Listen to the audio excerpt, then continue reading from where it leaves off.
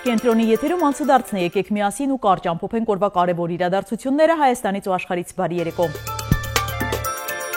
Այսօր Շուշի ազատագրման օրն է, գործողությունը ստացել է Հարսանիք լեռներում, անվանումը, որի մտահղացումն ասում են պատկանում է Վազգեն Սարգսյանին։ Անառիկ համարվող քաղաքը, որն այսօր դարձյալ Ադրբեջանի օկուպացիայի տակ է, ազատագրվել է մոտ 3000 հայ զինվորով։ Օրվա առիթով այսօր եռաբլուր են այցելել ԵԿՄ անդամները։ Ինչև այսօր էլ ես իմ գործն եմ անում։ Արցախը ով է կորցրել, գնա Իրան ասա։ Դուք ավելի մոտ։ Լսար, մոտ եմ ես այդ տականքներից չեմ ուզում, զզվում եմ իրանցից։ Ով է կորցրել։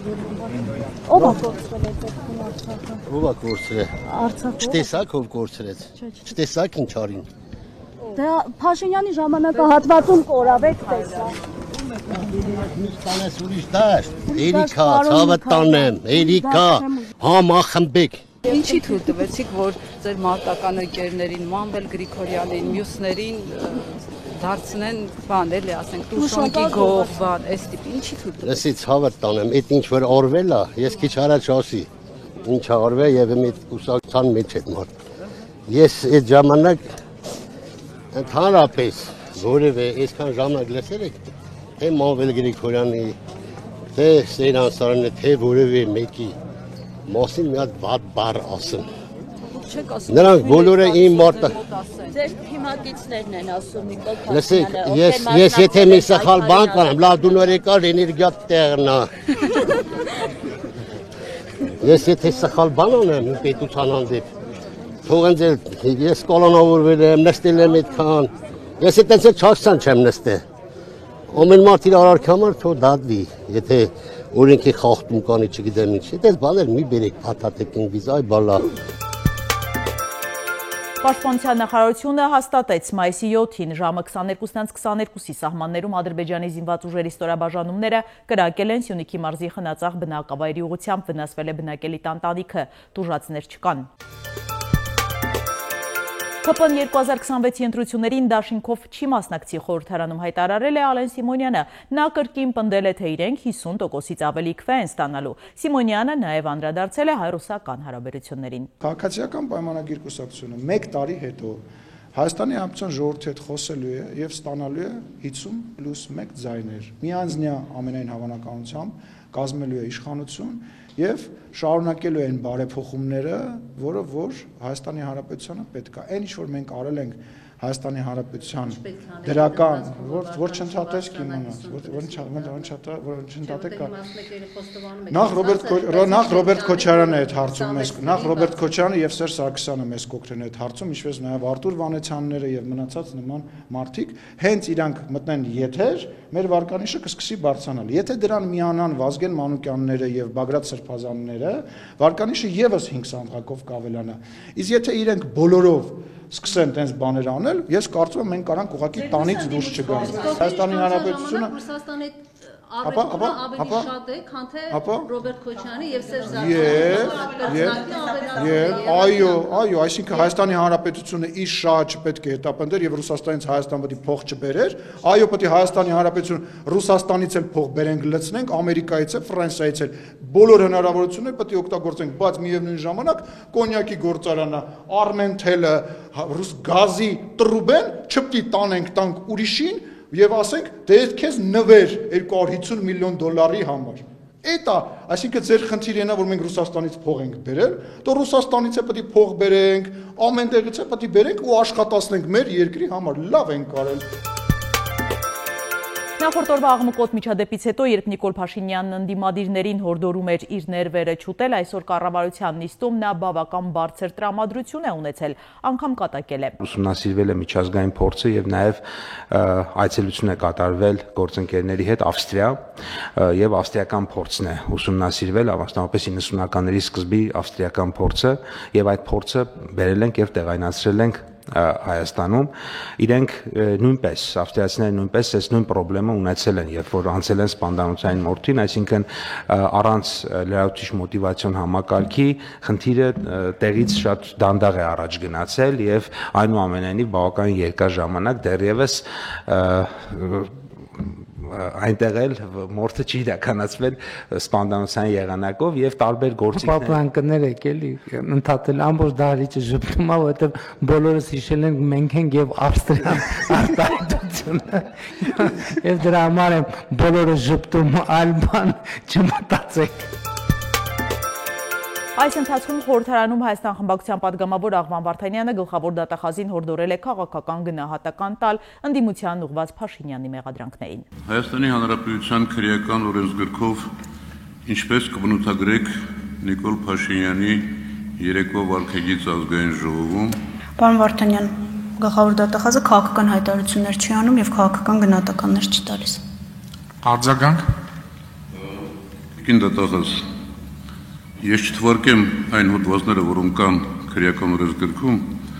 բայց դուք այլևս վարչապետի օգնականը չեք։ Դուք Հայաստանի Հանրապետության գլխավոր դատախազն եք, ասեմ, որ այս համազգեստը ձեզ շատ սազում է, ես ձեզ կհորդորեի դուրս գալ նախկին կարգավիճակից, որովհետև նույն քրեական օրենսգրքում կան նաև հոդվածներ, պարտականությունները չկատարելու կամ ոչ լիարժեք կատարելու վերաբերյալ։ Շնորհակալ։ Հարգելի նախագահ, քաղաքական հայտարարության արձագանք չունեմ։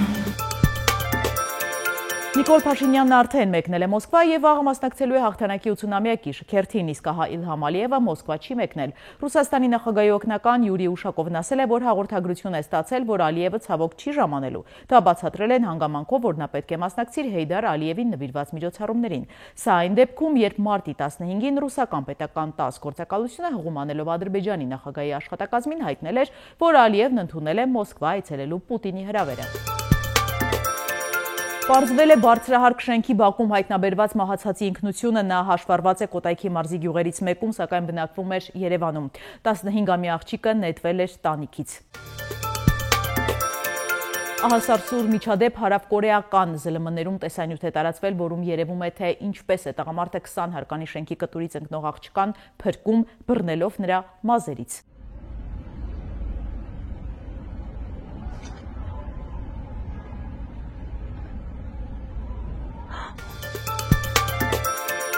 ԱՄՆ-ն զգուշացնում է Թբիլիսիի 3 խոշորագույն առևտրի կենտրոններում ահաբեկչության սպառնալիքի մասին։ Ամերիկայի դեսպանատունն իր աշխատակիցներին կոչ է արել զերծ մնալ այդ կենտրոններ այցելություններից։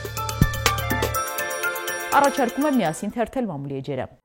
Հրապարակը գրում է, ԿՊ վարչության երեկվան նիստն անցել է բավականին բուռն գորգի վրա են հրավիրվել ԿՊ-ական պատգամավոր Հայկ Սարգսյանը, որն աջուձախ քննադատում է գործընկերներին եւ Էջմիածնի քաղաքապետ Դիանա Գասպարյանը, որի ընտանիքին պատկանող գազալցակայանում վերջերս սպանություն տեղի ունեցավ։ Պատմում են, որ վարչության անդամներն ուղղակի հերձել են Սարգսյանին, ասել, որ ով մի կարևոր նախագիծ է ներկայացնում, հատուկ սևեռվում է այդ անձի վրա, հաստափոր պապկաներ կազմում նրա դեմ, երբեմն չհիմնավորված տեղեկատվության հիման վրա, ու փորձում բոլորին հրապարակային մեղադրել տվյալ գործընթացից շահ հետապնդելու, կոռուպցիոն գործարքներում թաթախված լինելու մեջ, մրոտելով գործընկերներից, օրինակ Նիկոլ Փաշինյանի խավոր Տավուշի մարզպետ Հայկ Ղալումյանին անտառահատումների հարցով իր զեկույցում կապել է փայտի բիզնեսի Ալեն Սիմոնյանին ու Բաբկեն Թունյանին, խաղային բիզնես ունեցող Վիգեն Բադալյանի շահերը պաշտպանելու հետ եւ այլն։ Հայկ Սարգսյանը որքան էլ փորձել է արդարանալ, թե այդ ամենն անում է թիմի համար, բացահայտում է կոռուպցիոն եւ դատապարտելի կապերը, որ իրենք էլ չարժանանան նախկինների ճակատագրին, սակայն Նիկոլ Փաշինյանի եւ վարչության անդամների մեծամասնության համար այդ հիմնավորումները համոզիչ չեն եղել եւ հակընդդեմ մեղադրանքներ են հնչել, որ նա բոլորից շատ կասկածելի կապեր ունի քրեական հեղինակությունների եւ օլիգարխների հետ եւ գիտեն, թե ինչ գումարներ է աշխատում իր դիրքն օգտագործելով։ Փաշինյանը կոշտ ելույթ է ունեցել եւ ակնարկարել, որ իրավական գործընթացներ կհաջորդեն պարզելու պատգամավորների եւ նրա ընտանիքի հետ կապված որոշ պատմությունների իսկությունը։